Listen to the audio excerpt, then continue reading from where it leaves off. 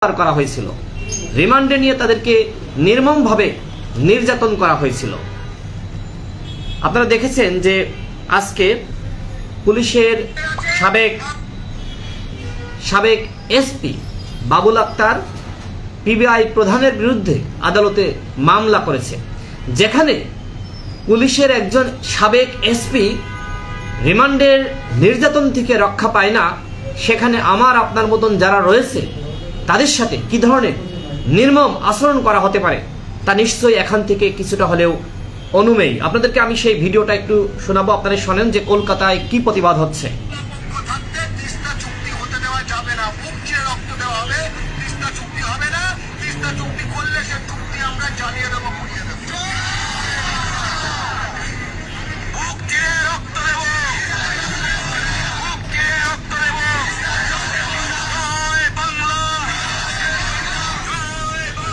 আপনারা শুনলেন যে সেখানে কিভাবে প্রতিবাদ হচ্ছে, যেখানে এই তিস্তা চুক্তি না হওয়ার কারণে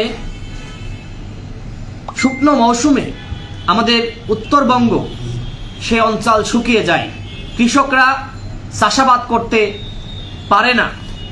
আর এখন কলকাতায় দাবি করা হচ্ছে যদি শুকনো মৌসুমে আমাদেরকে তিস্তার জল দেওয়া হয় তাহলে নাকি কলকাতা শুকিয়ে যাবে, ভারতের বিভিন্ন জায়গায় শুকিয়ে যাবে, সেখানে তারা চাষাবাদ করতে পারবে না। এই জন্য তারা আমাদের রক্ত দিতে চাচ্ছে কিন্তু জল দিবে না। তাহলে ভারতের সাথে যে বন্ধুত্বের কথা বলা হচ্ছে, স্বামী স্ত্রীর সম্পর্কের কথা বলা হচ্ছে, এটা কিসের স্বামী স্ত্রীর সম্পর্ক, কিসের মর্যাদার সম্পর্ক? তাহলে এই নামে মাত্র এই সম্পর্কের আমাদের কি প্রয়োজন? যেখানে আমাদের দেশের প্রধানমন্ত্রী গেলে আমরা দেখি যে তাকে একজন উপমন্ত্রী তাকে রিসিভ করে, অথচ আমাদের পররাষ্ট্র মন্ত্রণালয়ের ফেসবুক পেজে আমরা দেখলাম তাকে ফরমালি নরেন্দ্র মোদী রিসিভ করবে। আমি জানি না আসলে এই ফরমালি বলতে কি বোঝানো হয়েছে। আমরা এর আগে দেখেছি বিমানবন্দরে যখন ভারতের কোনো প্রধানমন্ত্রী বা অন্য দেশের কোনো প্রধানমন্ত্রী এসেছে, আমাদের দেশের প্রধানমন্ত্রী স্বয়ং তাকে রিসিভ করার জন্য এগিয়ে গিয়েছে, অথচ আজকে যখন আমাদের দেশের প্রধানমন্ত্রী তিনি বাইরের দেশে যান, তখন যদি তাকে এভাবে প্রতিমন্ত্রী পর্যায়ের কেউ রিসিভ করে, সেটি আমাদের জন্য অত্যন্ত অসম্মানের একটি ব্যাপার। কারণ বাংলাদেশের যে প্রটোকল, বাংলাদেশের এই প্রটোকল সিস্টেমে কোথাও লেখা নাই যে প্রধানমন্ত্রী সরাসরি গিয়ে রিসিভ করবে, কিন্তু সৌজন্যতার খাতিরে আমরা এই সম্মানটা দিয়ে থাকি। কিন্তু অন্যান্য দেশে গিয়ে যদি সেই সম্মানটা আমরা না পাই তাহলে তো হিতে বিপরীত হয়ে যাবে। ঠিক একইভাবে ভারতে গিয়ে আমাদের সম্মানের হানি হয়েছে কিনা সেটি আমি মনে করি যে বাংলাদেশের মানুষ তারা খুব ভালোভাবে বুঝতে পারছে।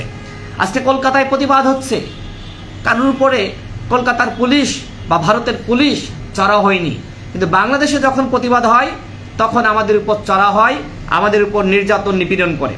আমাদের প্রধানমন্ত্রী তিনি বিশাল একটি বহর নিয়ে ইন্ডিয়াতে গিয়েছেন, সেই বহরের সম্পূর্ণ খরচ রাষ্ট্রীয়ভাবে এই খরচ ব্যয় করা, এই নির্বাহ করা হবে।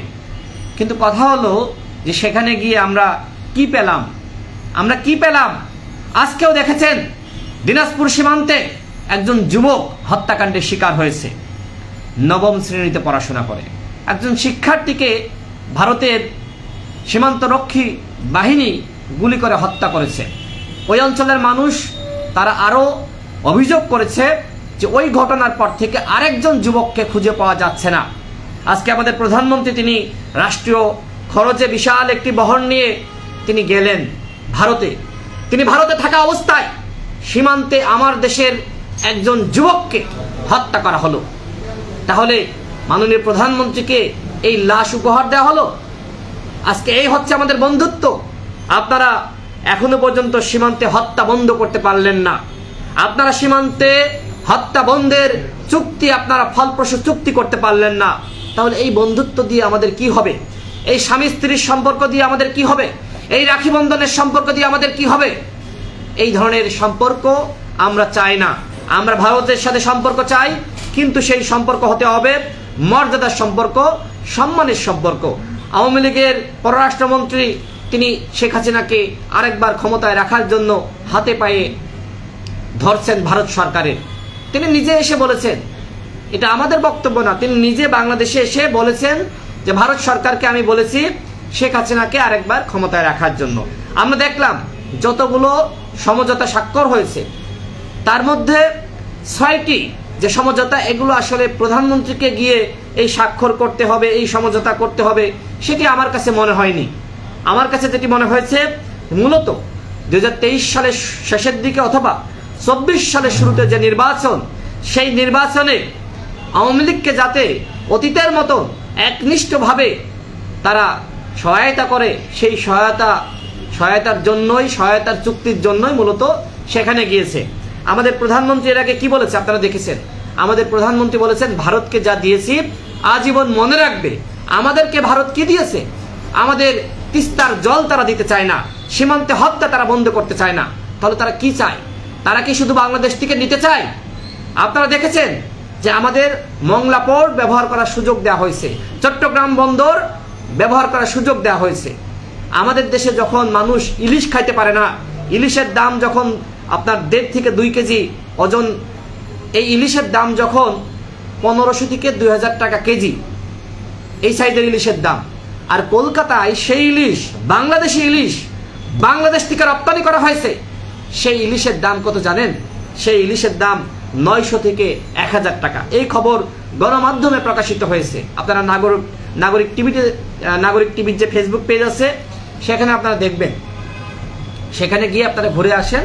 আমি গতকাল এই বিষয়ে একটি ফেসবুকে পোস্ট দিয়েছিলাম, আপনারা নিশ্চয়ই দেখেছেন। তো এই যদি অবস্থা, আজকে ইলিশ, এই সময় মৌসুম, ইলিশের মৌসুম, অথচ আমাদের দেশের মানুষ তারা সস্তায় ইলিশ খেতে পারছে না। আর আমাদের বন্ধুরাষ্ট্র ভারতের মানুষ বাংলাদেশের ইলিশ সস্তায় খাচ্ছে, অর্থাৎ লোকসানে, কম দামে সেখানে পাঠানো হচ্ছে ভারতের সাথে সম্পর্ক রাখার জন্য। উদ্দেশ্য কি? তাদের উদ্দেশ্য একটাই, যে আগামী নির্বাচনে ভারত যাতে একচ্ছত্রভাবে শুধুমাত্র আওয়ামী লীগকেই সহযোগিতা করে। আমরা সোজা বাংলায় বলতে চাই, 2024 সালের শুরুতে অথবা 2023 সালের শেষের দিকে যে নির্বাচন হবে, সেই নির্বাচন যেন তেনভাবে করে আপনারা পার পাবেন না। যতই বিদেশিদের কাছে ধরেন না কেন, এদেশের জনগণ আপনাদেরকে আর 1 সেকেন্ডের জন্য আপনাদের ক্ষমতায় দেখতে চায় না। সুতরাং 23 সালের শেষে অথবা 24 সালের শুরুতে ক্ষমতায় থাকার যে স্বপ্ন আপনারা দেখছেন, এই স্বপ্ন বাংলাদেশের মানুষ আপনাদের পূরণ হতে দিবে না। আপনারা যদি জনগণের ভোটে আপনাদের বিশ্বাস থাকতো, তাহলে এভাবে বাইরের দেশে গিয়ে সেই দেশের সরকারকে এইভাবে তোষামোদী আপনারা করতে পারতেন না। আমাদের দেশের পররাষ্ট্রমন্ত্রী, আমাদের প্রধানমন্ত্রী যে সফরে গিয়েছেন, সেই সফরে তাকে নেওয়া হয়নি। যেদিন তিনি যাবেন তার আগের দিন পর্যন্ত জানা গণমাধ্যমে যে খবর প্রকাশিত হয়েছিল, এবং একই সাথে তিনি সাংবাদিকদের জানিয়েছিলেন, পররাষ্ট্রমন্ত্রী নিজে সাংবাদিকদেরকে জানিয়েছিলেন গণমাধ্যমের মুখোমুখি হয়ে, যে আমিও যাচ্ছি, কিন্তু তাকে নেওয়া হলো না। কারণ তাকে যদি নেওয়া হতো, তাহলে বাংলাদেশের মানুষ মনে করত যে তিনি যে বক্তব্য ভারতে দিয়ে এসেছেন, এটা প্রধানমন্ত্রীর বক্তব্য। এইখানে আওয়ামী লীগ একটি কৌশলী অবস্থান নিয়েছে। কারণ বাংলাদেশের মানুষ যখন এই বিষয়টি ভালোভাবে নেয়নি, যখন বাংলাদেশের মানুষ দেখছে যে পররাষ্ট্রমন্ত্রী দেশদ্রোহী, রাষ্ট্রদ্রোহী আচরণ করেছে, তখন তার দায় আর নিতে চায়নি। কিন্তু কথা হলো, পররাষ্ট্রমন্ত্রী যে বক্তব্য দিয়েছে, সেই বক্তব্য তো আওয়ামী লীগের অনেক নেতারা দিচ্ছে। আওয়ামী লীগের নেতারা আজকে তা কি বলছে? আওয়ামী লীগের নেতারা, এমপিরা বলা শুরু করেছে যে আমাদের ক্ষমতায় যেতে জনগণের ভোট লাগবে না। ইতিমধ্যে ময়মনসিংহের একজন এমপি তিনি এই ঘোষণা দিয়েছেন যে আপনাদের ভোটে আমি এমপি হইনি, আমি খোদায় আমাকে এমপি বানিয়েছে। এর মানে কি? আপনি ভোট চুরি করবেন, ভোট কেন্দ্র দখল করবেন, আর বলবেন খোদা আপনাকে এমপি বানিয়েছে। আপনি অন্যায় করবেন আর দায় দিয়ে দিবেন খোদার উপরে। আপনি অন্যের জমি দখল করবেন আর বলবেন যে আল্লাহ আমাকে দখল করতে বলেছে। আপনি অর্থ পাচার করবেন আর বলবেন যে আল্লাহ আমাকে অর্থ পাচার করতে বলেছে। আপনি জনগণের অধিকার হরণ করবেন, ভোট চুরি করবেন, আপনি ভোট কেন্দ্রে জবর দখল করবেন, মানুষকে ভোট দিতে দিবেন না, আর বলবেন যে খোদায় আমাকে এই নির্দেশ দিয়েছে। ফাজলামি পেয়েছেন এগুলো আপনারা? এই ফাজলামি বন্ধ করতে হবে। এদেশের জনগণের উদ্দেশ্যে বলতে চাই যে আপনারা একটু প্রতিবাদী হন। এই যে প্রত্যেকটা জিনিসের দাম বাড়ছে, আমার দেশের মানুষ ইলিশ খেতে পায় না, সেই ইলিশ ভারতের মানুষ কম দামে কিনে খায়। আপনাদের কি বিবেকে বাঁধে না? প্রতিবাদ করতে মন চায় না? যারা এই লাইভটি দেখছেন আপনারা প্রত্যেকে এই লাইভটি শেয়ার করে দেবেন এবং আমার এই পেজটি আপনারা ফলো করে রাখবেন। আমরা